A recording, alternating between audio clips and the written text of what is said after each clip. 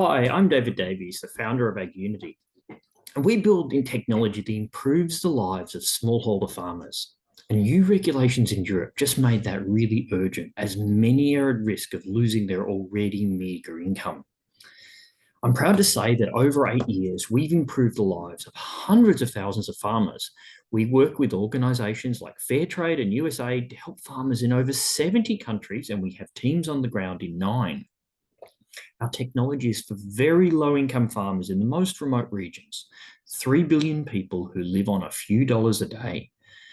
Those small farmers produce $4 trillion of value, three quarters of the world's food, including a lot of the things that are very important to you, like coffee and chocolate.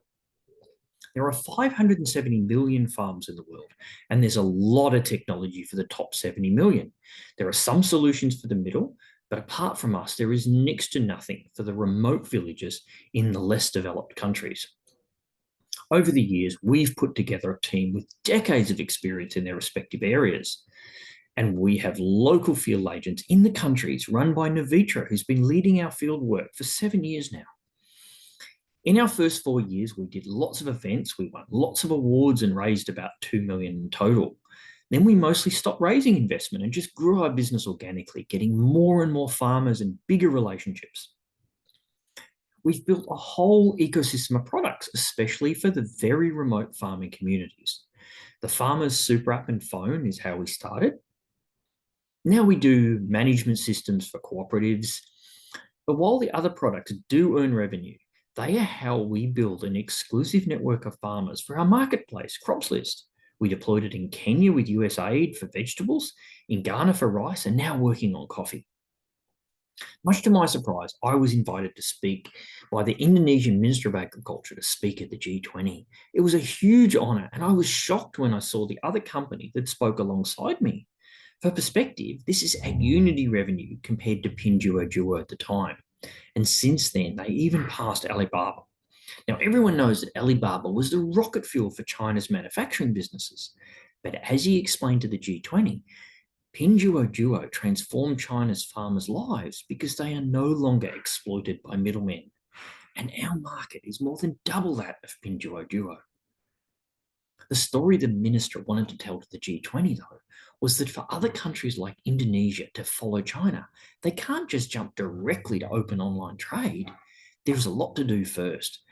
And that's where AgUnity comes in. We get the farmers through steps 1 to 3 so they can trade online in the future. Our products help us onboard millions of farmers who are growing billions of dollars of produce, and then we help them earn more via online trade, and we get a percentage of between 3 and 10%. So just one customer, Aronia, will see our revenues grow to about 12 million.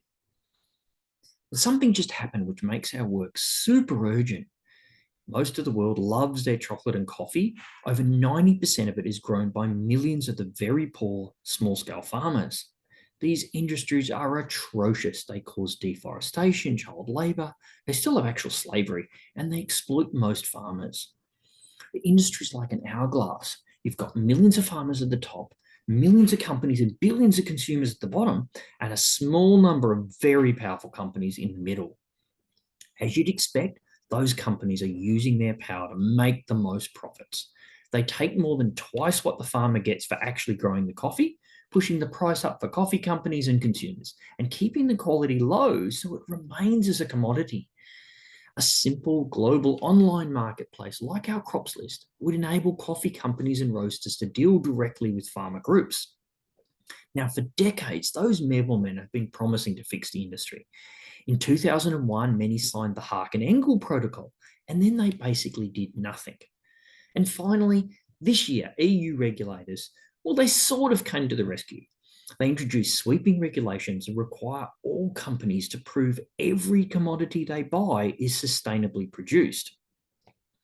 The regulators thought that would force the middlemen to help the farmers to clean up the industries, but all they did was throw the problem over the fence, putting all the responsibility onto the farmer organisations that were nowhere near prepared for it.